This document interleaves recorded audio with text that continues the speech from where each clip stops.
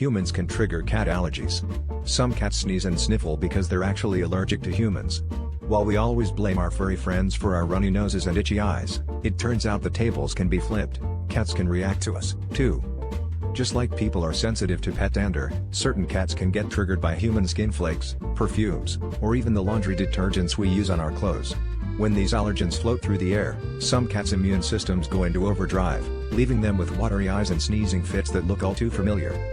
Vets have documented cases where a cat's chronic sniffles weren't caused by dust or pollen, but by the very people caring for them. And because cats spend so much time grooming and hanging out on our beds and laps, they get even more exposure to whatever we're shedding.